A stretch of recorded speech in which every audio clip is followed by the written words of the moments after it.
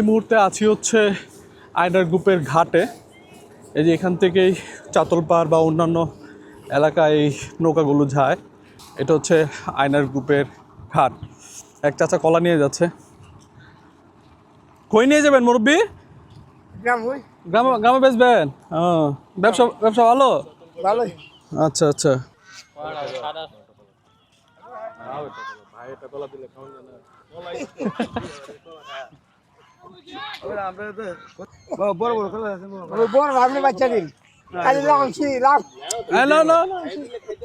ঠিক আছে মুরব্বী যাই। হ্যাঁ, আমরা কলা কিনছি, এখন একটা ছায়ার মধ্যে বসে কলা টলা খাবো, অন্যদেরকে দেওয়ার চেষ্টা করবো, শেয়ার করে খাওয়ার মজা অন্যরকম। দেখেন হাঁস কি পরিমাণ। এই ছোট ভাই, বই তোমরা সাথে বাতাস নাই না? হ্যাঁ ভাই, থ্যাংক ইউ ভাই, থ্যাংক ইউ। কেমন লাগে? না আমরা আমরা একসাথে খাবো, এই জন্যই নিস। এই যে ছোট ভাই, ওরে দাও ওরে দাও ওরে দাও ওরে দাও ওরে দাও ওরে দাও।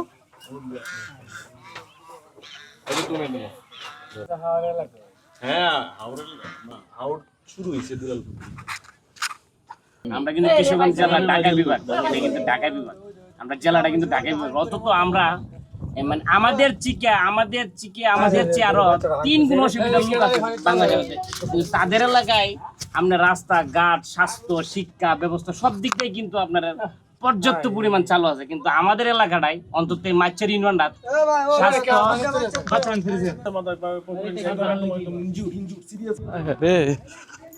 দেখেন প্রিয় দর্শক, মানুষের জীবন কত অনিশ্চিত। এখানে একটা বাচ্চা, আমরা গল্প করছিলাম, গল্পের মধ্যেই আমরা খবর পেলাম যে একটা বাচ্চা পানিতে পড়ে গেছে। এবং আমি একটু দেখাই, একদম নিথর দেহটাকে মাথায় তুলে পানি নামানোর চেষ্টা করছে।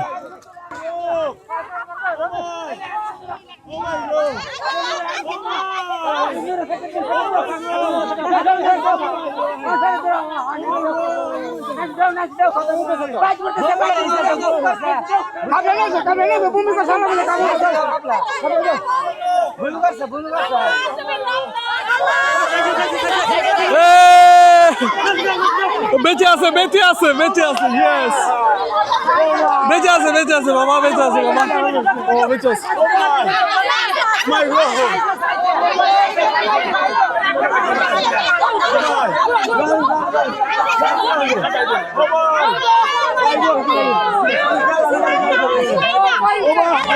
ঠিক হয়ে গেছে ঠিক হয়ে গেছে ঠিক হয়ে গেছে ঠিক হয়ে গেছে।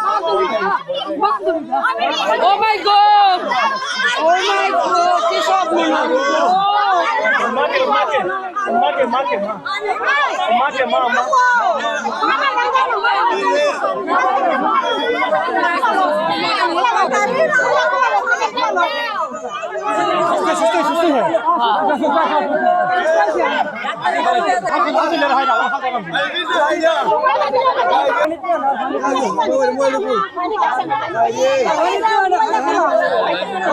এরকম ঘটনা কি প্রায় ঘটে ভাই?